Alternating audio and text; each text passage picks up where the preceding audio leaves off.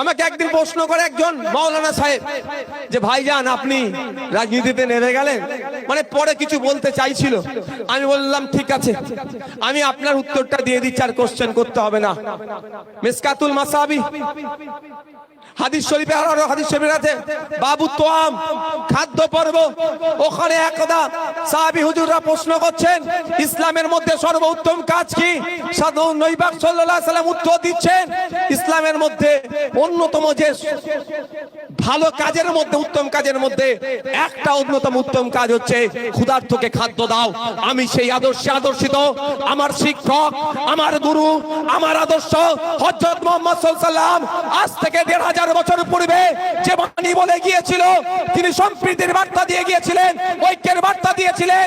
সেই সময়েও আরবের ভূমিতে হিন্দু আপনার মুসলিম নন মুসলিম ছিল, কিন্তু একবারের জন্য তিনি বলেননি, আমাদেরকে শিক্ষা দিয়ে গেলেন।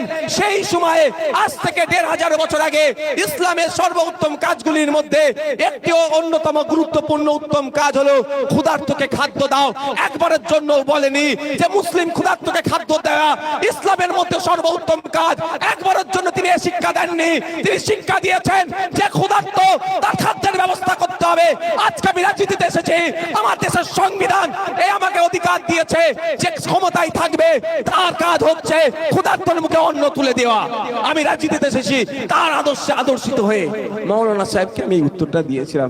তারপরে মাওলানা সাহেব আমাকে আর কোনো কোশ্চেন করার অপশন আমি তাকে দিইনি। আপনি রাজনীতিতে এসেছি কেন? ব্যাংক ব্যালেন্স বাড়ানোর জন্য, 4টে প্লট কেনার জন্য?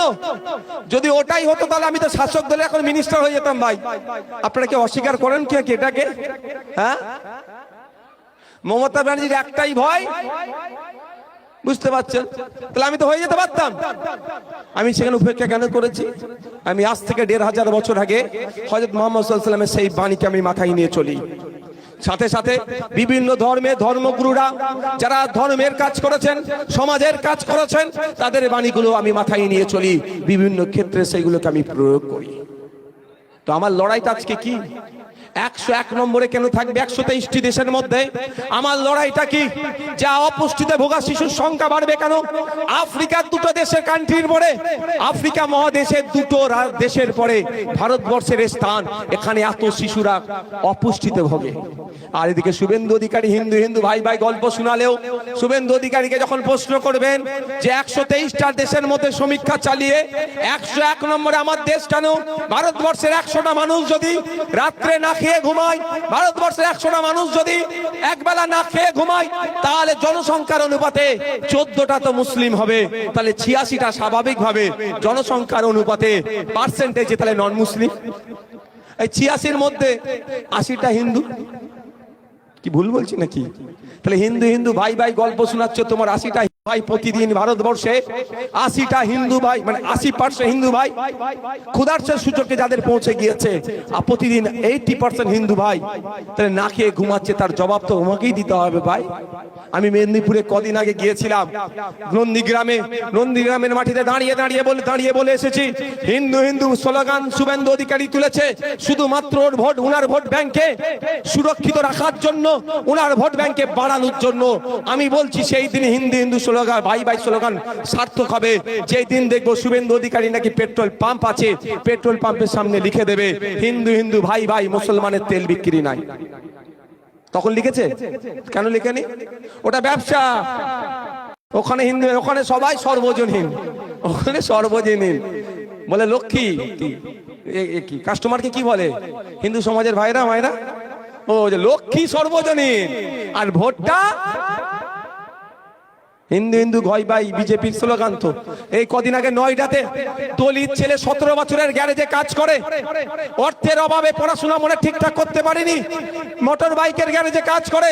বেচারির জন্মদিন ছিল, জন্মদিনে কেক কেটে উদযাপন করেছে তথাকথিত উচ্চ বর্ণের দ্বারা, তথাকথিত ব্রাহ্মণ্যবাদীদের দ্বারা। ওই দলিত ছেলেটার উপরে আক্রমণ হয়ে তাকে মেরে দিল। ছেলেটির নাম অনিকেত। তাহলে হিন্দু হিন্দু ভাই ভাই, শুভেন্দু বাবু এমনি একটা প্রতিবাদের 1-2টো টুইট করেছে, 2 কলম লিখেছে। 2014 থেকে 2019 সব থেকে বেশি দেশে দলিতদের উপরে আক্রমণ হয়েছে, 13,000 আক্রমণ হয়েছে, প্রায় 13,000 আক্রমণ হয়েছে। তো শুভেন্দু বাবুর কথা নেই? হিন্দু হিন্দু ভাই ভাই গল্প শোনাচ্ছে, আমি আবার ফিরে আসি। তাহলে আমরা ক্ষুধার্ত, খাদ্যের ব্যবস্থা কে করবে? কে করবে খাদ্যের ব্যবস্থা?